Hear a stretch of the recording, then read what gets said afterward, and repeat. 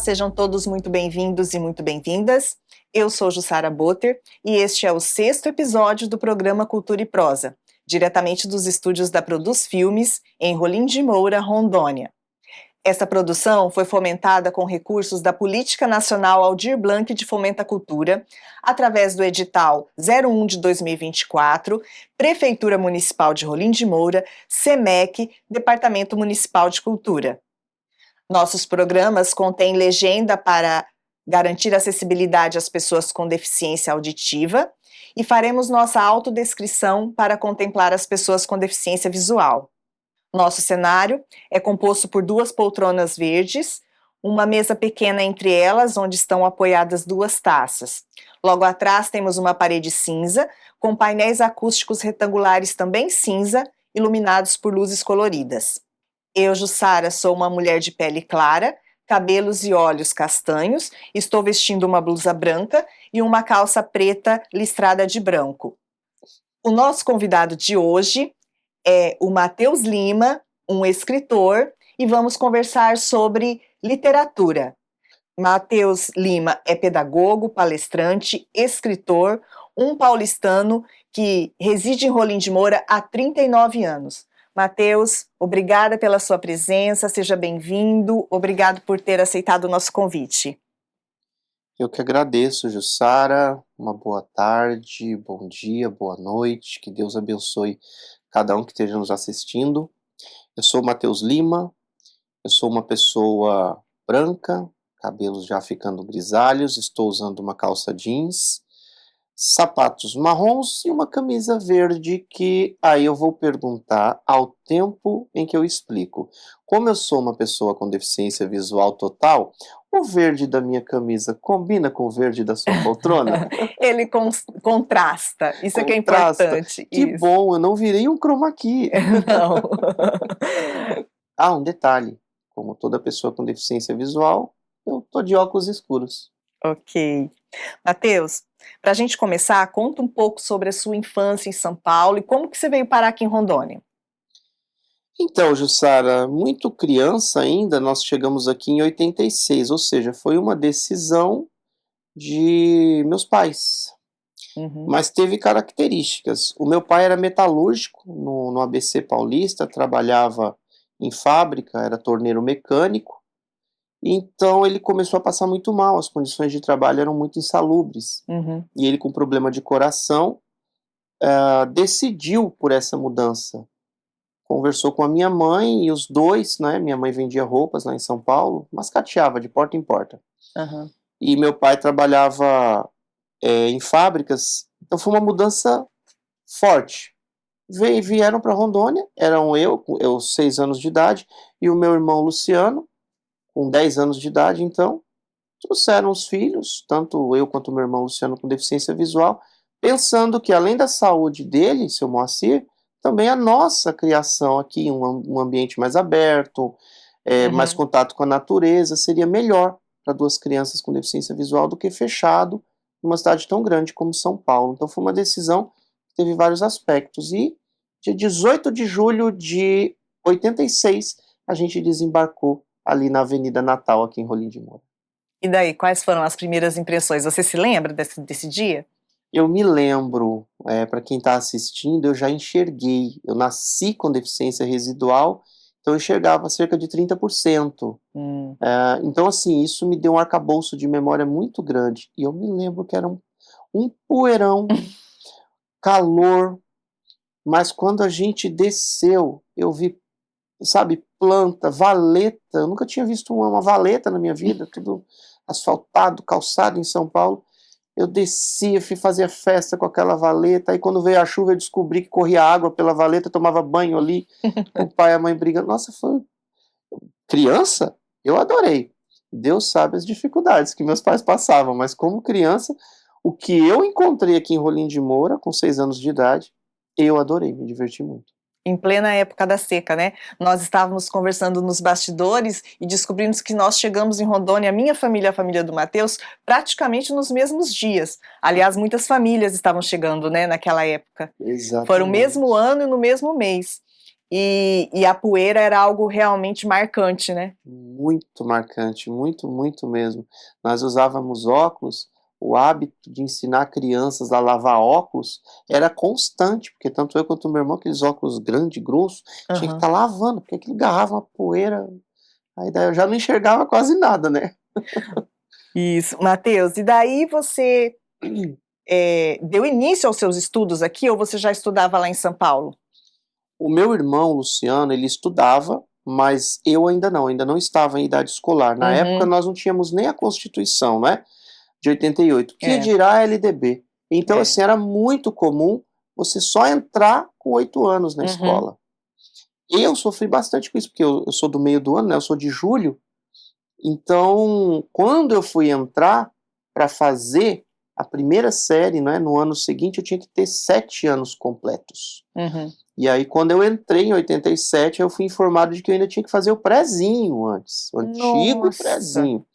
Então, assim, eu entrei para dizer assim, eu estou me alfabetizando, né, em 88, perdão, 89. Eu fui matriculado na primeira série em 89 e não foi fácil. Imagino. A gente teve resistência nas escolas, tanto eu quanto o meu irmão. A médica de São Paulo precisou mandar uma carta para as autoridades da época para matricularem a gente. Mas não era uma resistência, eu vou dizer assim, eu vou usar um termo forte, não foi uma resistência covarde não, essa matrícula. Eram os profissionais da época que não tinham como trabalhar, não tinham esse conhecimento, não sabiam, não estavam preparados. Você já deve ter ouvido, Jussara, alguns servidores em Rondônia, antigamente, eram pegos de supetão para ir trabalhar. Sim. Nós precisávamos de tudo. Então era normal isso. Mas havia vencemos... uma falta, né, de profissionais habilitados na época e várias pessoas sem habilitação eram convocados para trabalhar, tanto na educação quanto em outras secretarias, né? Sim, nós vencemos essa dificuldade, mas não foi uma vitória só da família. Foi ali, ó, os professores também acreditando, dando prova para a gente. Não, esses meninos têm capacidade de estarem aqui. O regramento das secretarias não podem negar a eles esse direito. E assim nós entramos nos estudos aqui. Meu irmão já veio com a 4ª série concluída, eu entrei em alfabetização aqui. Você atribui essa situação do seu ingresso na escola à sua decisão de ser educador? Eu atribuo, Jussara. Nós, principalmente ainda na década de 90, não tínhamos muitas opções profissionais ainda aqui na nossa região. É verdade. Né? Isso não é demérito, nós estávamos em formação. É tanto que eu gosto muito daqui.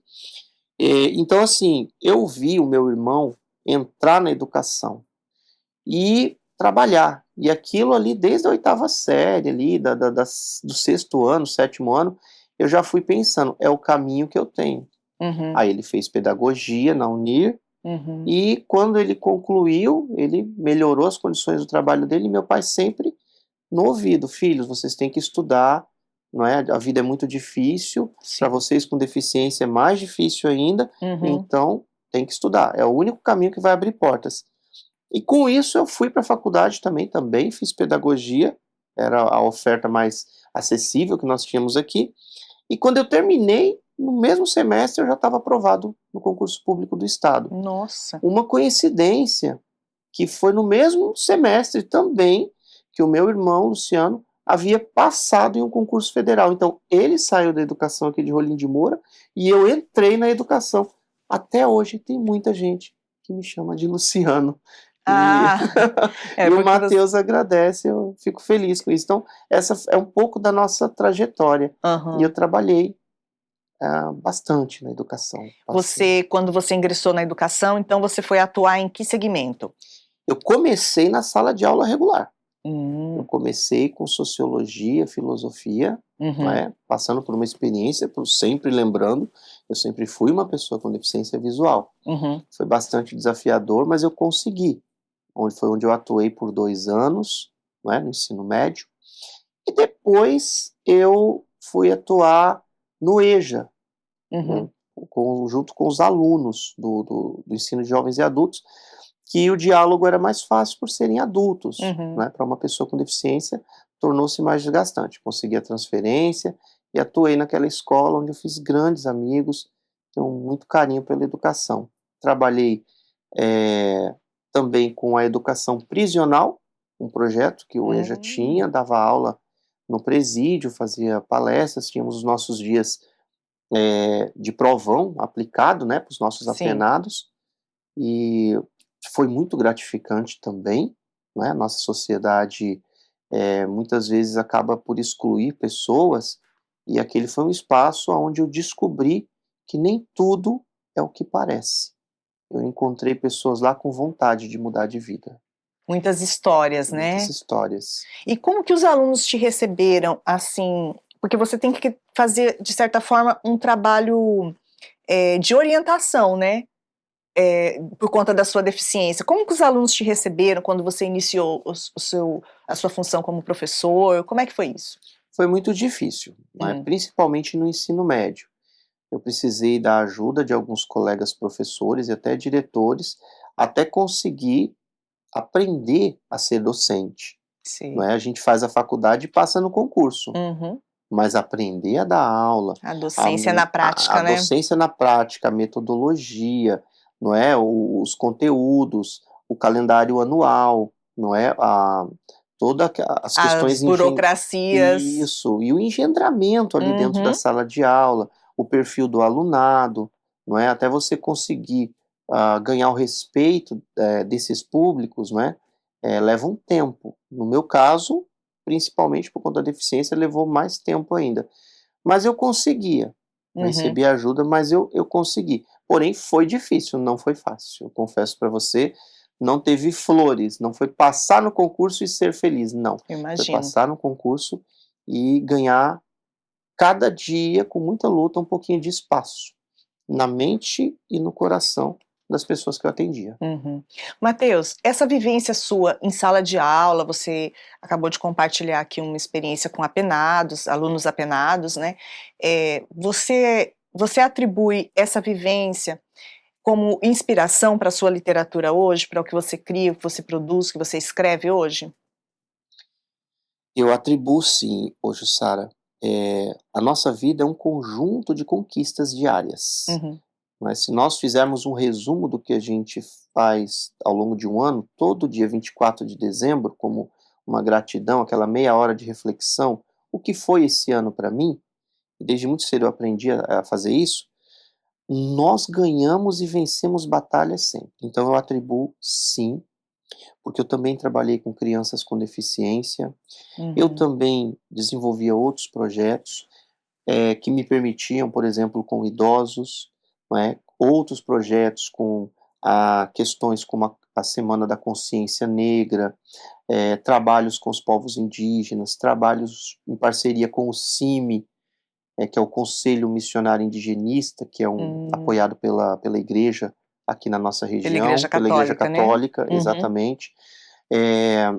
Também eu me recordo de um trabalho em parceria com o ICMBio, que eu consegui através do meu irmão, lembra que eu mencionei que ele também fizemos um trabalho do ponto de vista ambiental muito bacana aqui em Rolim de Moura. Então, sim, a minha literatura hoje, não só um arcabouço de imagens para criar personagens e ambientes, mas eu também eu também guardo esse arcabouço de experiências, não é?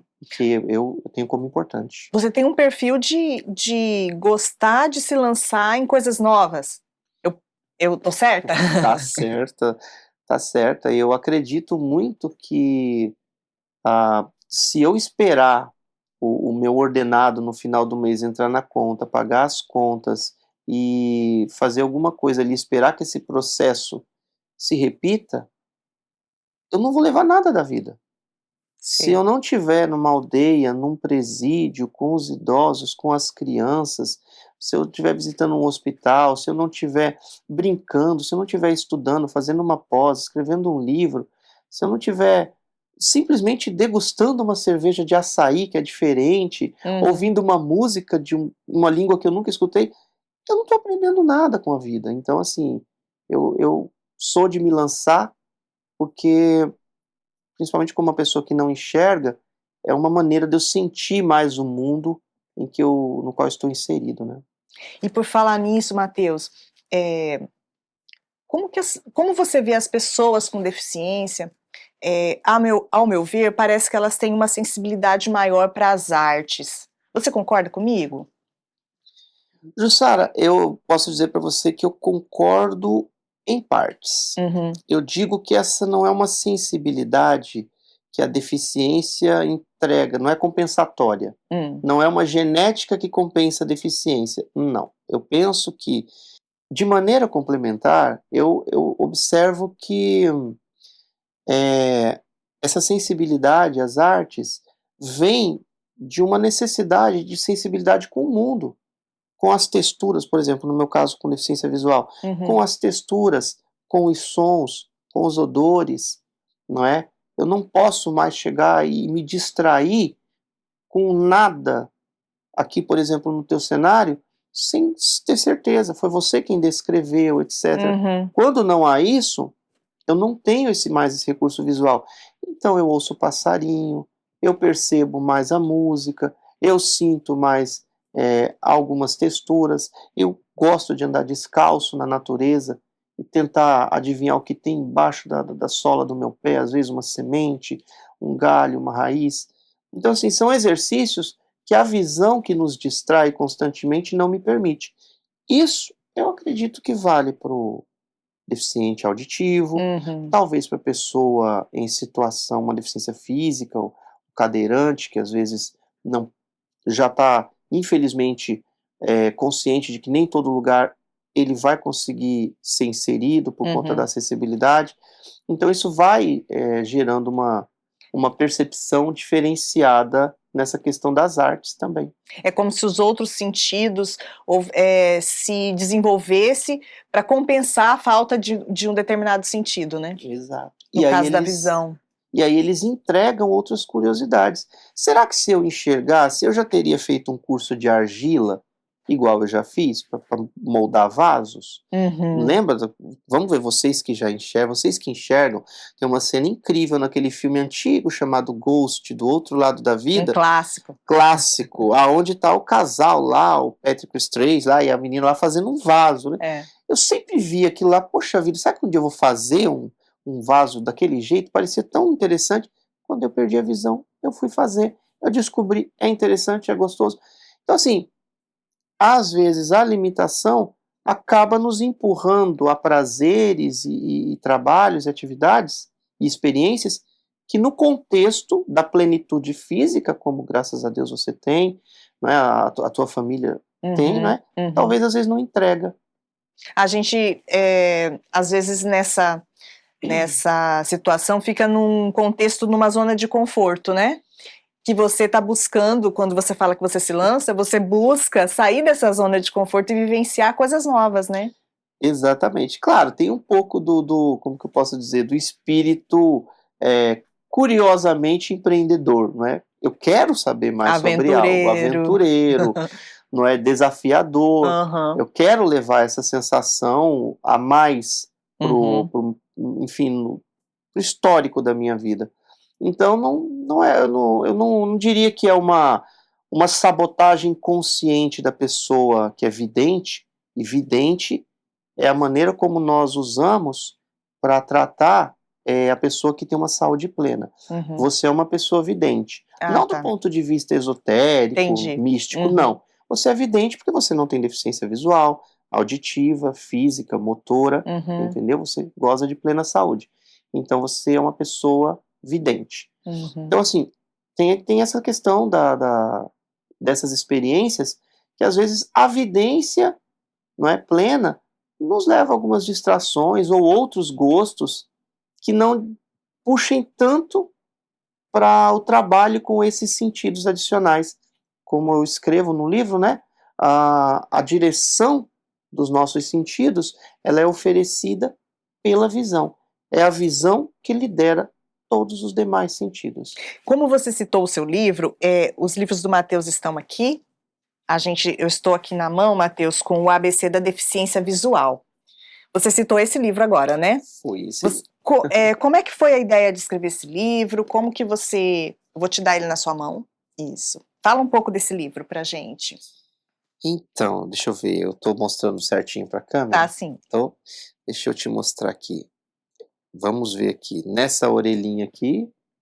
Está o Everton. O Everton que escreveu a orelha do livro, a quem eu agradeço muito por ter participado desse projeto junto comigo. Nessa orelhinha aqui tem o Matheus. Isso, com um gatinho. A Magali. Ah, Magali! Eu perdi essa gatinha esse ano. Ah, que dó. Deixa eu te dizer, o que me levou a escrever esse livro aqui? E por que a importância até de mostrar o gatinho? Quando a minha visão sumiu, não quer dizer, Jussara, que eu não tenha passado pelo luto, não é? Quando você perdeu totalmente. Totalmente, há 10 anos atrás. Quando eu Sei. não teve mais jeito. Eu fiz as cirurgias na retina, eu fiz um transplante de córnea, não é? Mas chegou um ponto que não deu mais. A medicina olhou para mim e falou, filhão, ó, tentamos de tudo. Não foi falta de recurso, não foi falta de dinheiro, não foi falta de brigar para conseguir boa parte do tratamento pelo Estado, não foi falta, não é? Eu agradeço muito a Deus, eu gastei com essa tentativa de salvar a minha visão, tive a oportunidade de investir, gastar não é? Nessas tentativas, muito mais do que uma pessoa que às vezes tem um problema tão maior como um acidente ou um câncer. Sim. Né? Então, e esse livro nasceu desse meu luto. Eu percebi que zerar a minha visão me deixou muito arrasado. Até o próprio Estado disse, olha, Matheus, não dá mais para trabalhar, vamos se aposentar, vamos ficar em casa, enfim. E eu passei um tempo. Esse tempo eu fui estudar fora, né? Fui estudar um pouquinho, morei um tempinho em São José dos Campos, morei entre aspas, eu tinha casa aqui e casa lá, que lá eu ia para casa do meu irmão, enfim, passei um bom tempo lá, aonde eu estudei um pouco de literatura, aonde eu acabei passando a época da pandemia toda por lá, e essas experiências me levaram a tentar, de que maneira eu vou deixar, eu posso te entregar? De que maneira eu vou deixar uma contribuição dessa minha experiência? E como, apesar de perder a visão, eu ainda consigo escrever através das tecnologias assistivas,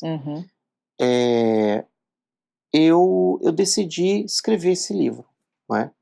Eu já tinha, durante a pandemia, passado por uma experiência de eu quero ser escritor, escrito um romance, mas eu pensei, peraí, se eu estou fazendo isso, eu vou escrever agora um livro que deixa essa semente de como dá para a gente se reinventar sempre, né? Pelo menos procurar. E aí eu escrevi o ABC da deficiência visual, a arte de se redescobrir. Um processo terapêutico, né? Um processo de cura, de curar, de se refazer desse luto, né? Sim, para mim foi assim algo que eu decidi fazer como meio que transição. Daqui para trás eu reclamei, eu chorei, eu me permiti viver, experimentar o luto. Daqui para frente acabou. Eu quero trabalhar com literatura, eu quero deixar a minha página escrita literalmente na história. Você citou seu primeiro romance, foi o primeiro Tempo de Pietra que você escreveu durante a pandemia? Foi um livro solo, né? Eu experimentei ele. Que publicação bonita, hein? Qualidade 100%. Parabéns, Tempo de Pietra. Vou te dar na sua mão para você falar do Tempo de Pietra. O que te inspirou para escrever esse romance, Matheus? Então, Ju, o Tempo de Pietra, como eu disse, não é? Eu estava naquele momento, poxa, eu já fiz faculdade, já passei no concurso, já trabalhei, já perdi a visão, já fiz tanta coisa na vida, então eu estava naquele momento, como é que eu vou fazer? O que eu vou fazer? E aí eu estava na vida de apartamento, não é? Na plena pandemia, estava para descer nem pro parque, vamos dizer assim. Sim. Então eu decidi ir pro computador. E esse livro nasceu. Fiquei 6 meses trabalhando, pensando em um romance. A gente quer que as coisas sejam boas, né? A gente quer que as histórias tenham finais felizes. Então eu escrevi um livro dentro da pandemia, aonde os personagens e os desfechos das histórias são todos positivos, né? Ah, nossa, Matheus, você está dando spoiler. Não, não estou dando spoiler. O livro tem a parte triste, a parte trágica, como todo filme tem, como todo enredo tem, como todo roteiro tem. Ele tem o tempo, tem a Pietra e tem os personagens que se circundam. Mas ele traz essa característica muito carinhosa, né? Quero até mostrar para as pessoas que estão assistindo. Tá linda a arte da capa. A arte da capa, o verso. É um livro muito bonito. Eu pedi para o editor, né? Eu pedi letras agradáveis para a gente tá trabalhando, é um tamanho né? excelente. Tamanho bom. Eu quis um livro com essa mensagem, uma mensagem de otimismo e de esperança. Mas não é maçante, posso garantir, tá bom? Não é porque foi eu que fiz, não. Mas é uma história bem gostosa, bem tranquila e que traz aqui algumas lições, algumas perspectivas de vida que nos ensinam, né? Os personagens tentam trazer essa mensagem. Esse livro você ainda tem para comercializar ou já está esgotado? Eu ainda tenho ele. Tanto esse quanto o ABC da deficiência visual. ABC da deficiência.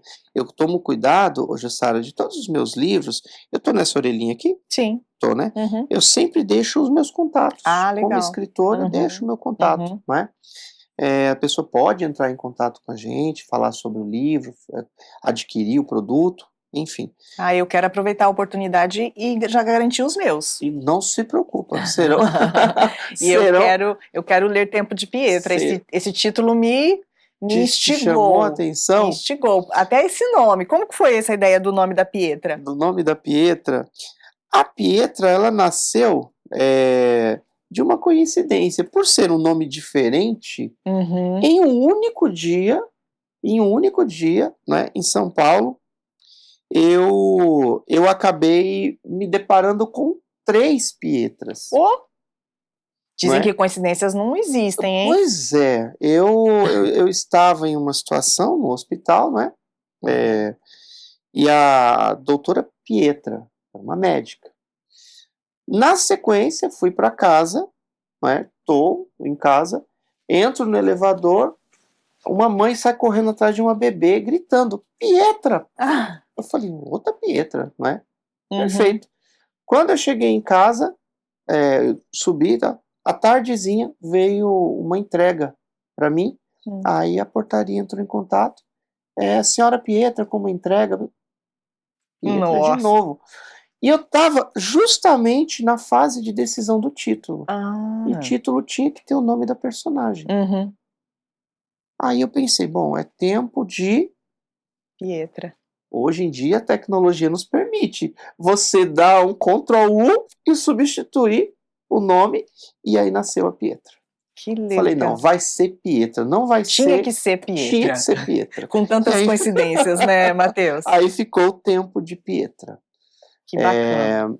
E ela é uma personagem muito sagaz, muito cheia de vida, e que dá uma lição de vida, acho que para todos no entorno dela, dentro do romance, dentro da narrativa da história. Eu lerei, com certeza. Tá ótimo, eu fico muito feliz. Matheus, as suas vivências, a Rondônia aparece na sua literatura?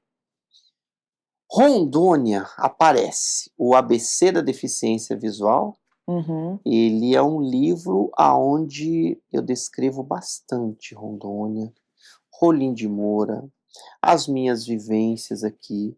Ele não é uma biografia, né? Falando agora do ABC da deficiência visual, né? Ele não é uma biografia minha, mas é um recorte de um determinado momento. Eu diria de alguns momentos, porque qual que é a principal mensagem que eu tento deixar no livro ABC da deficiência visual, a arte de se redescobrir?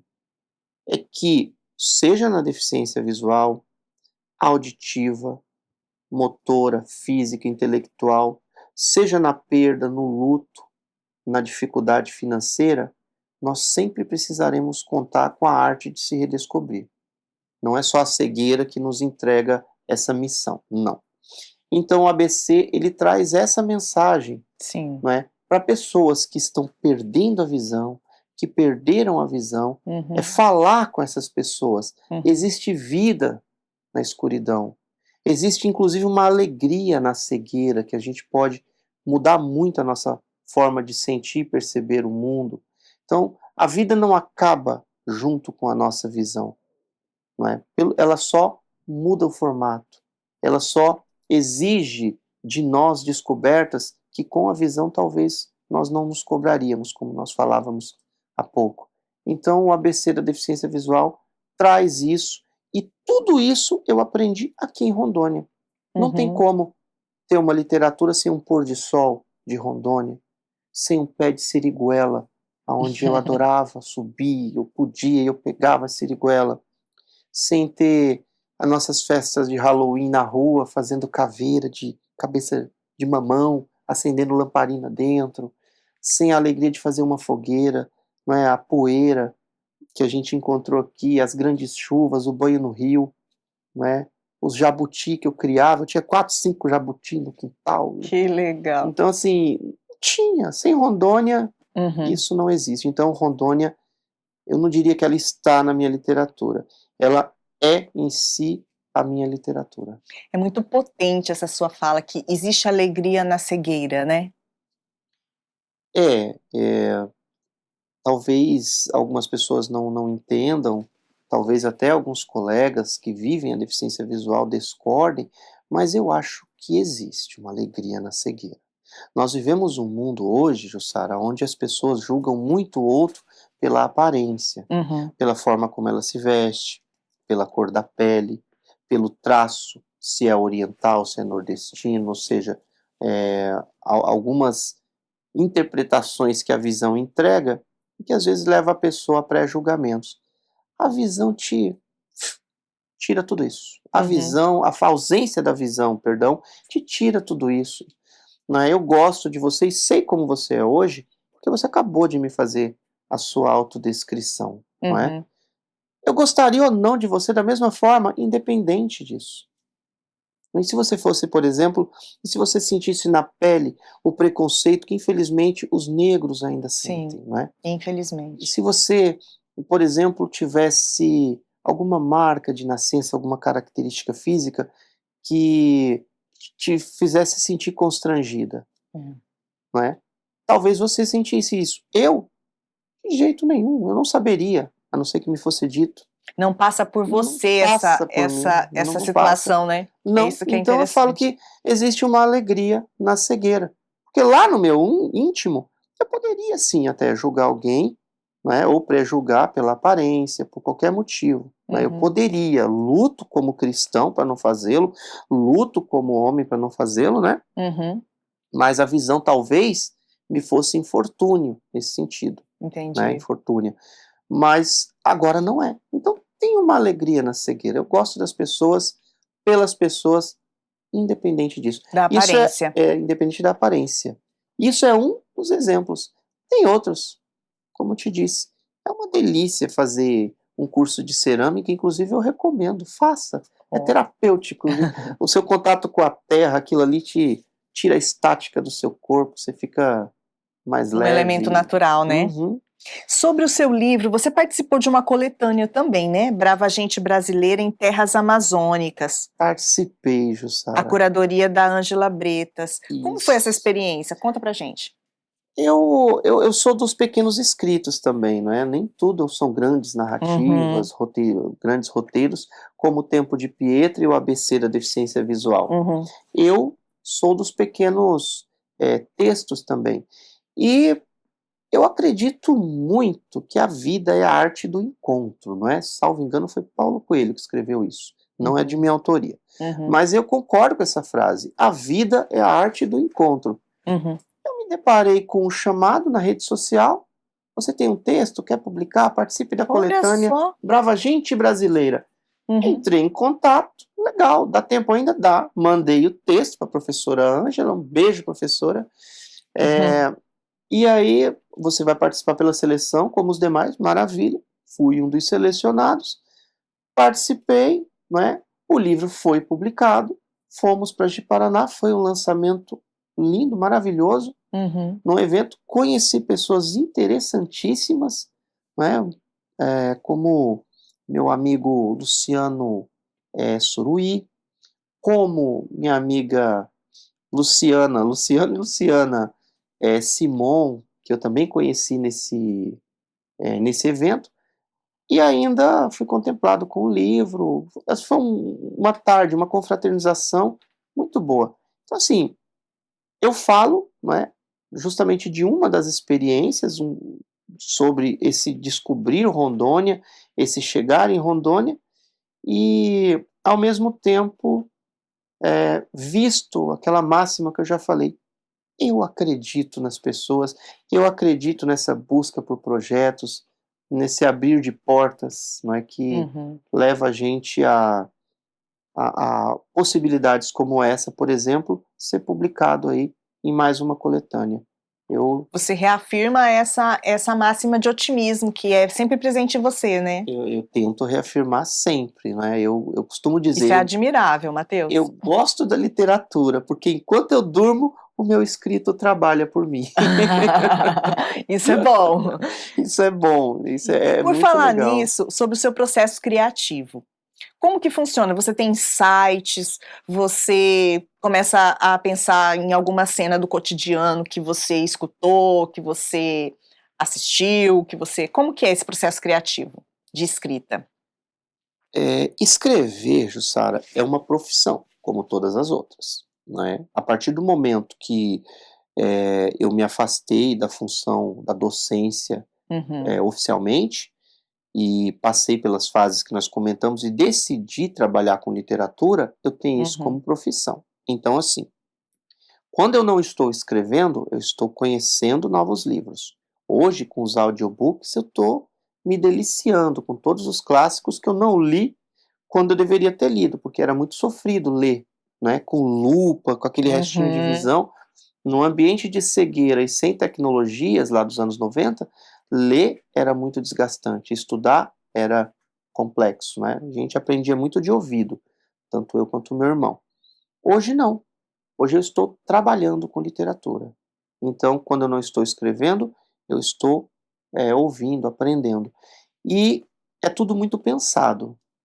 Quando eu vou escrever um texto, qual que é o tema, não é? A reflexão sobre o título, como eu contei agora há pouco, não é? Quando a gente não tem um insight, a gente tem que fazer uma boa reflexão, a gente tem que saber que título que vende a ideia melhor do que o outro. Nem tudo na literatura é paixão, então a gente tem que ter essa responsabilidade. Roteirizar é importante, não é? Então, assim, eu trabalho, claro, tenho meu coração, mas eu tento construir um estilo de escrita.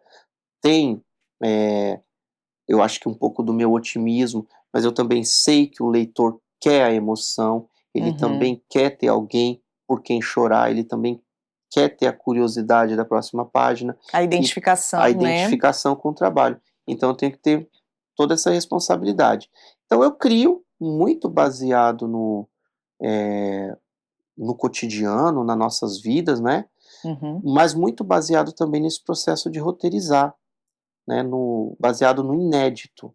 Eu quero uma história que não lembre uma outra história.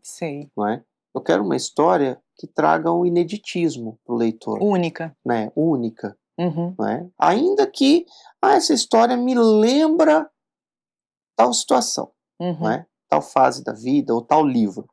Tudo bem, mas que isso seja uma coincidência e não uma onda. Não é? Eu não quero, por exemplo, eu não vou escrever sobre adolescentes vampiros, que eu vou cair lá no... Esqueci o nome. Como é que chamava? É um clássico. Sim, entre os ex-adolescentes, Exatamente. Né? Mas não é da nossa geração, não. Não é não, mas é Crepúsculo, né? A saga Crepúsculo. Isso. Se eu pensar em escrever também sobre algum tema e ele for muito parecido, eu vou entrar na mesmice. Então, assim, o meu processo criativo, ele tem muito de responsabilidade com o inédito e de compromisso com entregar uma literatura leve, fluida, de fácil compreensão. Eu quero te perguntar uma coisa. As tecnologias para acessibilidade, né, elas tornaram muito mais fácil para você, né, que nem você falou do audiolivro e tal, tornaram muito mais fácil para as pessoas com deficiência ter acesso, né, a produções, tanto no audiovisual quanto nos audiolivros.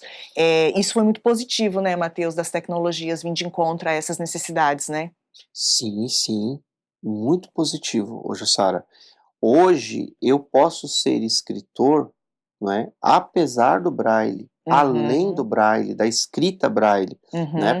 Pessoal que está em casa, que está nos assistindo agora, né? O braille é aquela escrita tátil desenvolvida séculos atrás, né? Onde a gente escreve com um código de perfuração em alto relevo. Bom, acho que todo mundo já viu na caixinha do remédio, em alguns produtos. Sim. Só que hoje a tecnologia nos permite, com um fone de ouvido, baixar um aplicativo no computador e digitar naturalmente, né, os nossos textos, as nossas criatividades, ouvindo simultaneamente aquilo que eu estou escrevendo. Então isso facilita bastante. Hoje eu escolho em qual voz eu quero ouvir, por exemplo, o meu livro. Uma voz masculina, uma voz feminina, uma voz mais aguda, uma voz mais grave. Então tem tudo, isso tem todo esse contexto. Então isso facilita bastante, não é? Essa prática da literatura.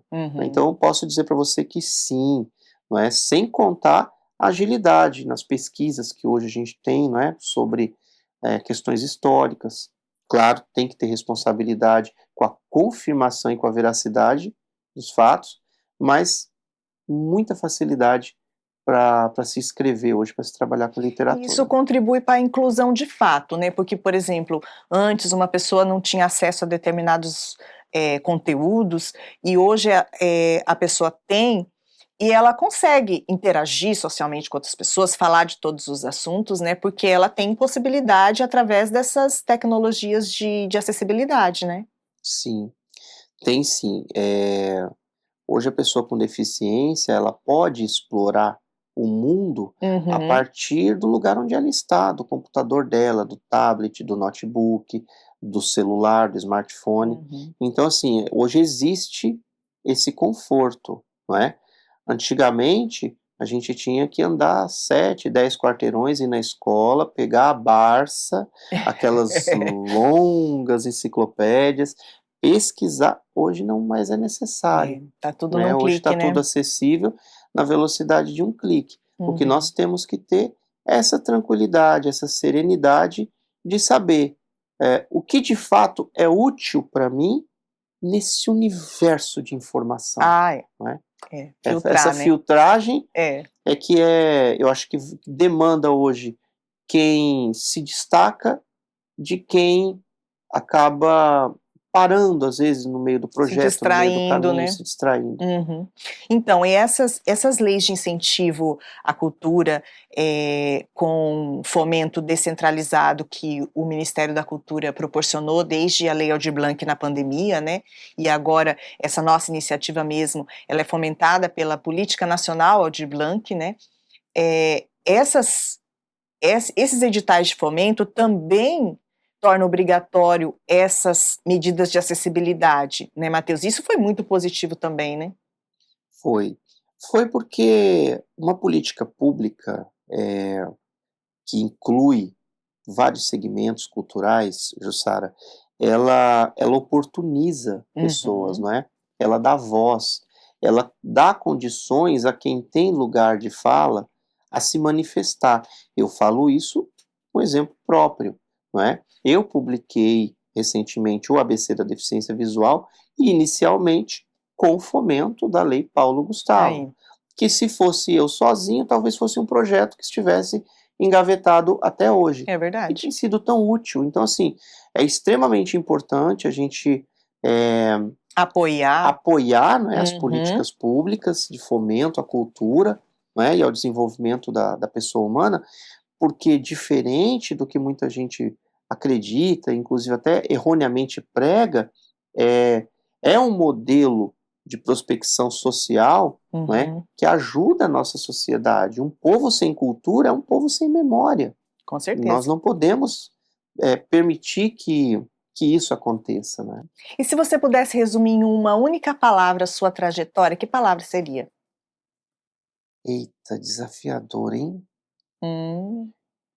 Eu diria acreditar. Acreditar sempre, né? Acreditar sempre. O que resume, Mateus? Pode ser acreditar? Pode ser acreditar. Porque eu acredito em projetos, eu acredito que os pequenos projetos levam aos grandes, que as pequenas gentilezas constroem o amor, eu acredito que os pequenos passos levam a gente a chegar em destinos longes, né? Então, eu acredito no ser humano. Se eu preciso de ajuda em um ambiente público e peço ajuda, tem 10 pessoas, 8 ou 9 me estendem a mão, às vezes até as 10.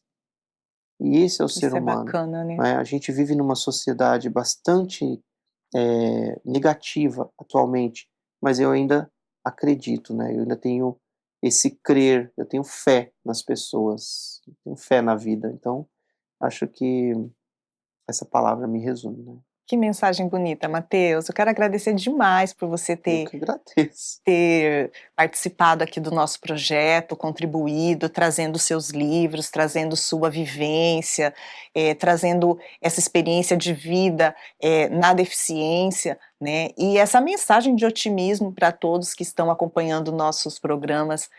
Muito obrigada mesmo. Eu que te agradeço. Como todo paulistano, vou apertar a sua mão. Muito obrigado, Ju. Obrigado pela oportunidade. Muito obrigado para você que acompanhou esse episódio, esse podcast, essa nossa conversa até agora. Quero agradecer de coração mesmo e dizer que a gente está aí. Não é difícil achar o Mateus nas redes sociais. Sim, vamos deixar os contatos do Mateus na descrição do vídeo. Exato. Né, para quem quiser adquirir os livros. Sim, na tela o nosso editor deixa aí o contato de telefone e WhatsApp do Mateus, né, que é o 69 984 62 95 91, e o @Mateus Lima Escritor, que é o meu Instagram, a única rede social que eu sou bem. Bacana, Mateus. Pessoal, então esse foi mais um episódio do Cultura e Prosa, setorial de literatura. E se você ficou até aqui, curta, comente, compartilhe e fique ligado, porque vem aí nosso último episódio sobre audiovisual. Até a próxima! Cultura e Prosa.